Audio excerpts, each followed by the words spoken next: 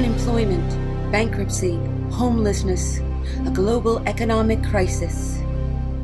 Should we be optimistic or pessimistic about our global economic recovery? Exploring the impact and seeking solutions, United Nations University presents UNU Conversation Series, The Economic Crisis.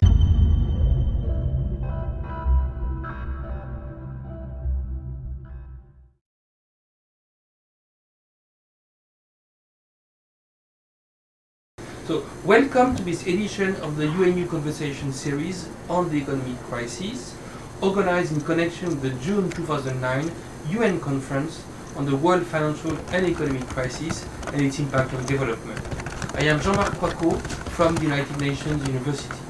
And with us here today we have Dr. Zafar Adeel, who is the director of the United Nations University International Network on Water, Environment and Health, UNU Involved.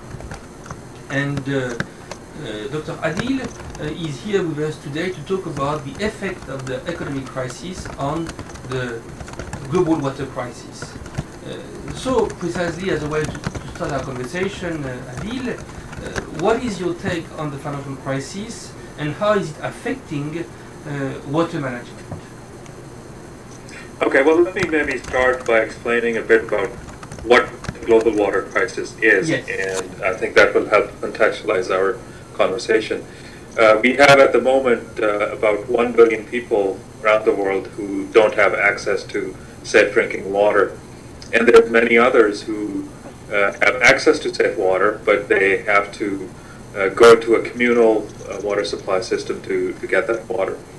We also have about a third of the world's population, over 2 billion people, living in water-stressed countries, meaning that they have less water available to them on an annual basis compared to what is the standard minimum that has been determined.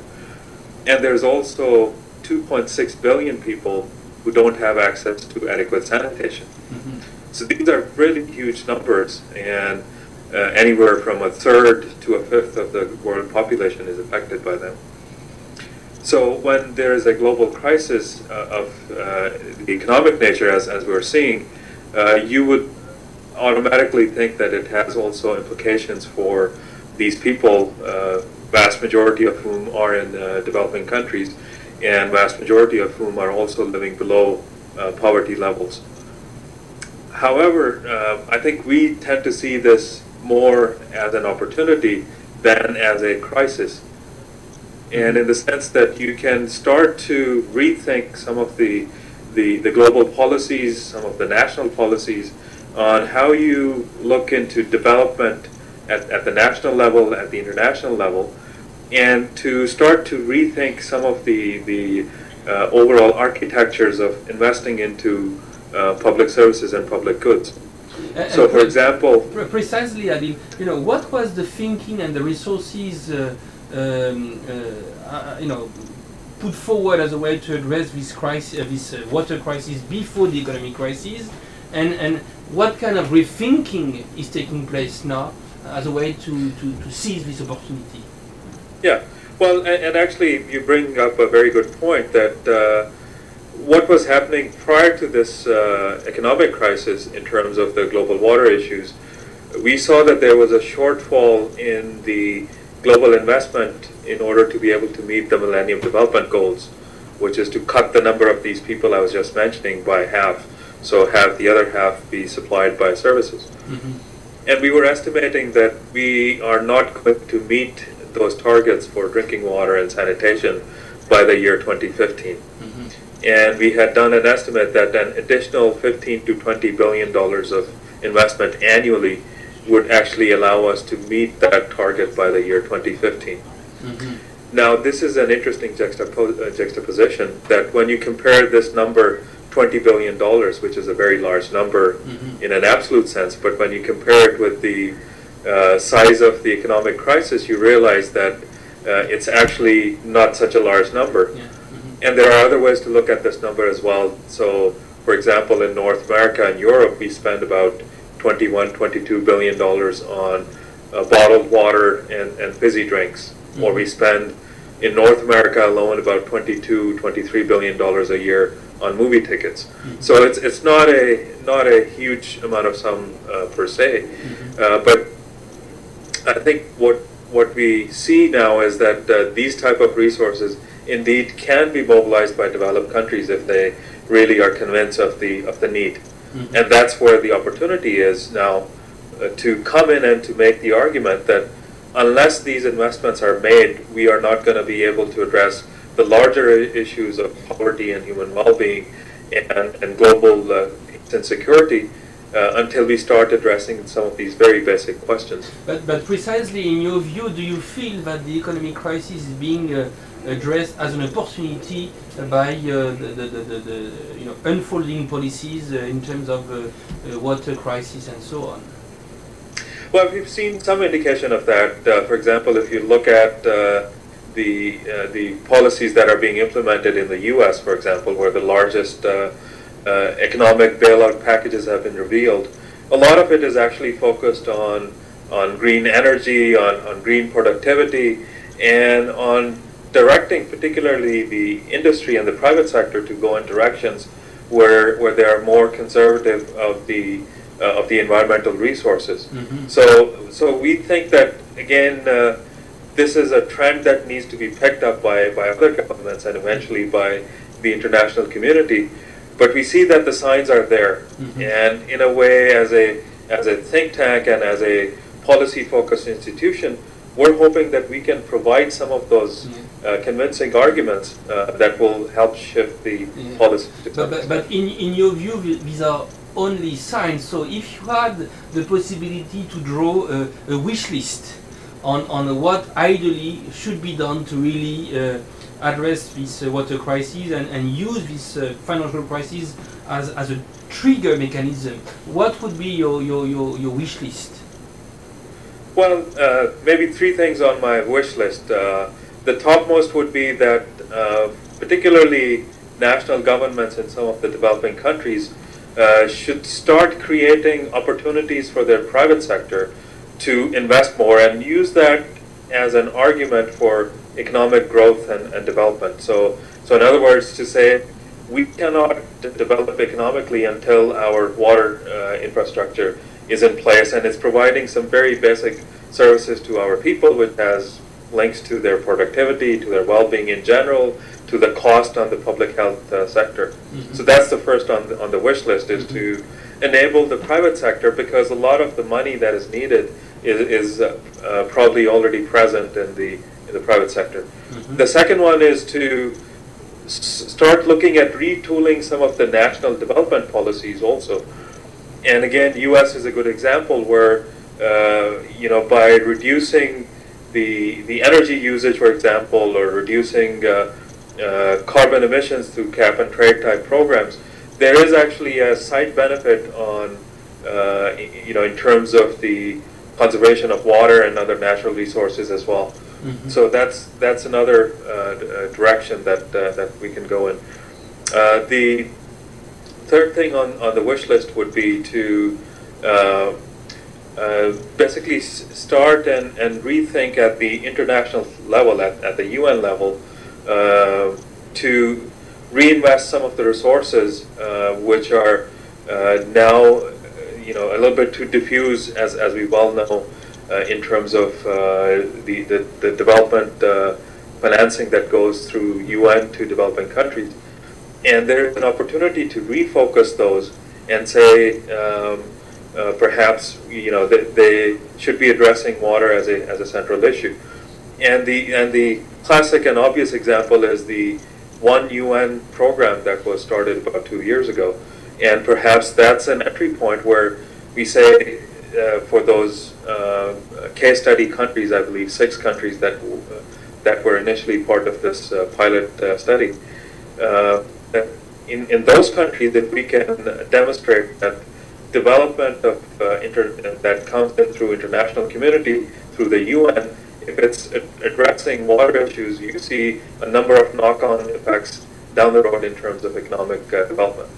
So those 3 would be the top things on my agenda. And then the next thing that you would have to really think about is, how do I make the case in order to have these three wishes being taken seriously. Because what is amazing to me, I'm not a specialist, is that we always find trillions of, when we found trillions of dollars for the banks, but we never seem to find enough resources to really address this issue of water crisis. And yet what is more strategic than water? So how do we make the case? How do we make the case intellectually so that key players become convinced that we have to allocate the resources, we have to be serious about this? Well, there are two big ways through which we can do that. One is that we have to market the case for much better. And although water is a human right, it's now well established, and we cannot put a dollar value, but we have to speak in terms of dollars and cents. And the argument that we have in front of us, on the one side we say that $20 billion a year is not a huge investment, but on the other side we have now established facts, which are perhaps not being marketed very well, that every dollar that we invest in water comes back in terms of benefits, something like $8 or $9 in benefits cumulative, and those perpetuate for a long period of time. So there's a huge payback in terms of investment into the water crisis. The other argument is to go to global scale policy processes, this conference included, to make the argument to the world leadership.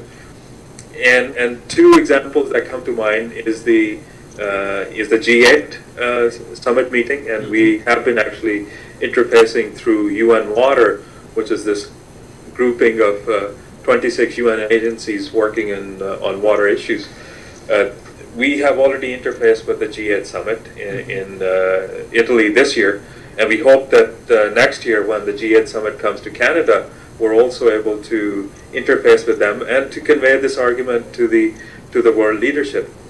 The second example is the G20 process, and in fact we had been involved in a policy analysis exercise 4 years ago, and we had already argued quite strongly that a group like G20 can actually resolve the water issue because it has the resources on one side. When you look at the countries in the G20 group, it also encompasses 70–80% of the water problem, and it also has the legitimacy of participation of developing countries in it. So it has both resources and legitimacy to move forward, and it can be maybe in some ways even more effective than the UN itself. So while at the moment G20 discussions have been focused solely on economic crisis, what we hope is that we can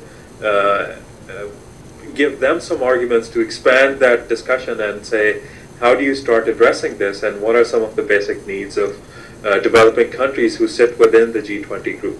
And precisely in your conversation with policy leaders, with politicians, do you find them very responsive, and do you think that they would be willing to really put on the next meetings of the G20 this issue on the table? Well, for G8, for example, water is already one of the 4 or 5 major agenda items, so I think that part is covered. G20, because it's so new, we don't have yet the channels through which to convey this directly. But we hope that as G8 picks it up, it also gets then transfused into the G20 process. And particularly because countries like China, India, and Brazil are the ones which have vast majority of the water challenges, if they are on board in the G20 process, it is of very direct interest to them to have this discussion. So the arguments are all there. We don't yet have the channel to bring this into the G20 process. And precisely what you talked about, the notion of global policy applied to water issues. What would be the nature of a global public policy as applied to water issues? I mean, how would it look? Well,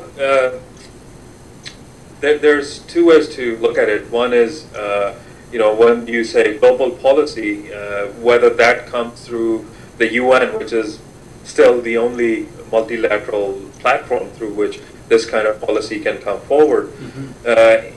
So both with member states and the UN agencies and organizations, there is a concerted effort now to come to grips with precisely the question on what this global policy looks like. And some of the answers are already there. We know how much money needs to be invested at a global scale, so that's a starting point. So how much? We know How much? Well, as I was saying earlier, it's an additional, over and above what is already invested, something like $20 billion a year. Okay. So that's the scale of the investment which is needed.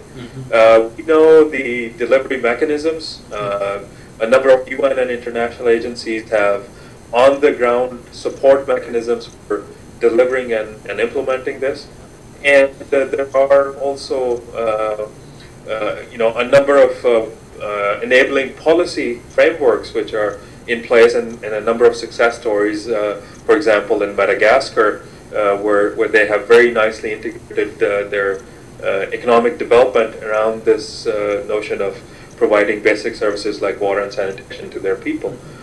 So the frameworks and the resources in terms of manpower and technology are all there. So we need this push at the UN scale. So that's one type of global policy. The other type is more sort of consensual uptake of these policy approaches by governments through bilateral actions and by countries incorporating these into their own development agendas. So again, that means that we have to be able to provide the right arguments to these governments so that they can actually uptake these solutions, and we also have to provide them the tools. And the underpinning argument there would be that, particularly for developing countries, you have to provide them the capacity to implement, and that's where again UN comes into the picture, where we have been saying now for decades that capacity development is the key to solving some of these developmental issues. So again, there are some very good examples to fall back on. And also earlier you mentioned the idea of marketing the case.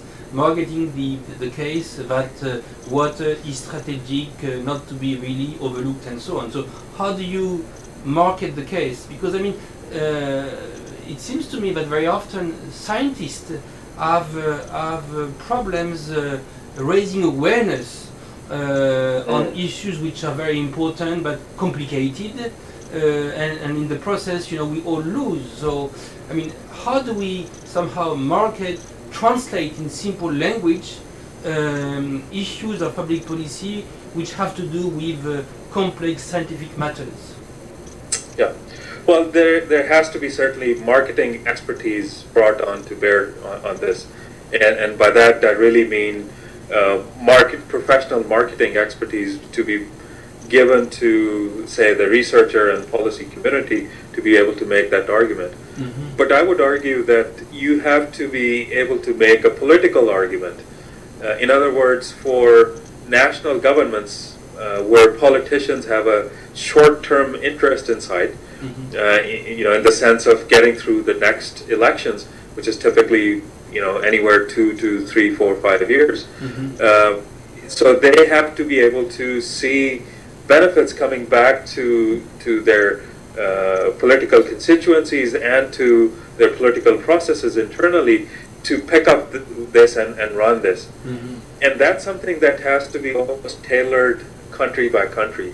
So it's not something that you can do generically very well. I mean, sure, you can say, if you have less poor people in your country and in your constituency, people who are more healthy because they have access to safe water and sanitation, you have a better chance of getting re-elected. But I think on a local scale, you have to come up with a bit more sophisticated arguments that target specifically those countries. So it's doable, but we have to bring in some real marketing skills, not scientific skills, and I would say not even policy skills, but real marketing expertise to bear on this. Yeah, so this week we are having this conference on the economic crisis, and I assume that we will be talking about the impact of this crisis on the environment, including water, but in fact we are beginning to think about also the Copenhagen conference, which will be focusing on climate change. In your view, how should we feature water issues in the context of the Copenhagen conference? Yeah, well, this is a very important aspect, and the link between climate change and water is very integral. In fact, we've been saying that the only way climate change manifests on an average person's life is through what happens to water availability. So whether they get too much water in terms of floods, as we've seen in Western Europe over the last 5-6 years, that there have been unprecedented floods, or in terms of too little water, as in droughts, and we've had many cases of long-term, multi-year droughts in Central Asia and some parts of Africa. Here in North America, in this Midwest region, again, we've seen a drought in the last few years. So there's a number of these linkages which are very obvious that climate change, while it's an abstract term, to an average person, it comes to bear in terms of what happens to water. So you have to be able to provide the adaptive capacity for the societies to be able to cope with these changes in their climate patterns. So the link is very, very critical and obvious. What we are hoping to do, and actually just this morning we were discussing how UN Water, which is again this group of 26 agencies, how can that bring the arguments at the doorstep of the Copenhagen negotiations? And again, we have some very good tools in terms of the data and statistics. So, for example, the World Water Development Report that was launched in Istanbul in March this year has made some really strong arguments that we should start thinking outside of this water box and start to make these linkages to climate change on one side, to economic development on the other side, and to see how it connects to poverty reduction efforts. So those are the kind of arguments that we hope that we will be bringing to the Copenhagen dialogue, and to incorporate that into the negotiations there. So as you come up with a new post-Kyoto framework, hopefully it has embedded some resources and some policy responses that talk about water.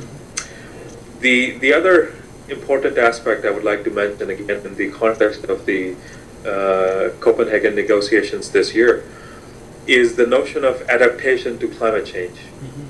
And this is a very fundamental process that societies which are vulnerable to these climate variability and changes that come down the road, and we have now some rather stark reminders from the IPCC, the Intergovernmental Panel on Climate Change, 2 years ago, that in the next 50 years there will be some very severe impacts on the quantity and quality of water which is available.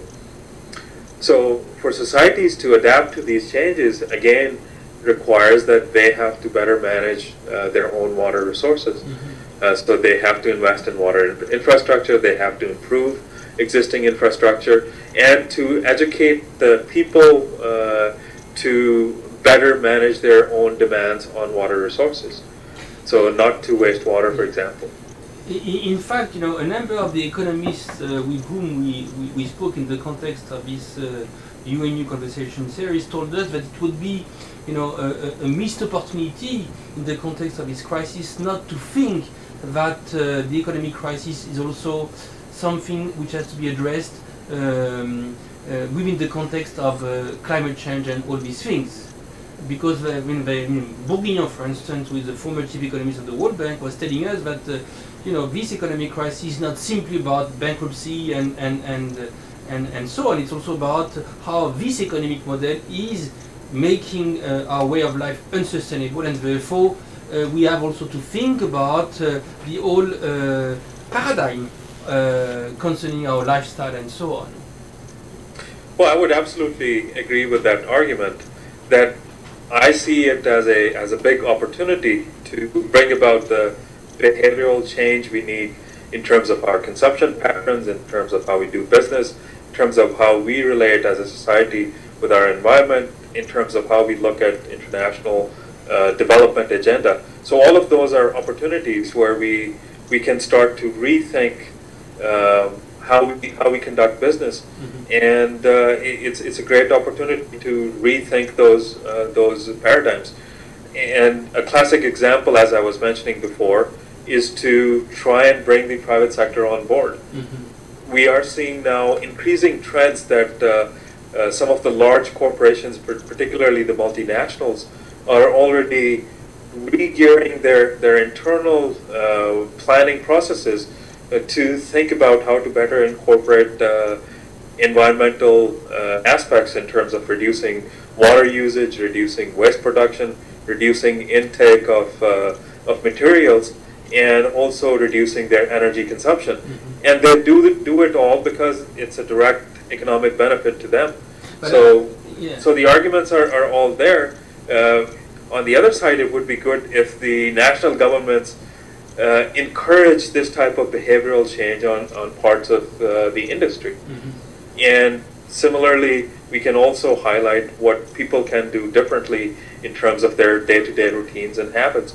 So it's a great opportunity to bring about behavioral change. So you seem to be quite optimistic about having these needed structural changes to take. I mean, you seem to think that these structural changes which are needed will take place, and that maybe we're not going to go back to business as usual. Well, indeed, I think we already see some very good signs, and again, perhaps EU countries and the US are on the forefront of that departure from business as usual. And I think when you think of the kind of money that's been brought to bear on the economic recovery process, that's bound to have strong trickle-down effects laterally and vertically in terms of how industries do business differently, how governments operate differently. So again, yeah, you're right. I'm very optimistic that it has given this shakedown through which we can, bring about these changes. Dr. Zafar Adeel, thank you for your time, thank you for your insights. We have reached the end of this conversation. So we were having a conversation with Dr. Zafar Adeel, who is the director of UNU Inway, based in Canada. And we were talking about the economic crisis and its impact on the unfolding water crisis. I am Jean-Marc Coicaud from the United Nations University, and I thank you for watching. Thank you.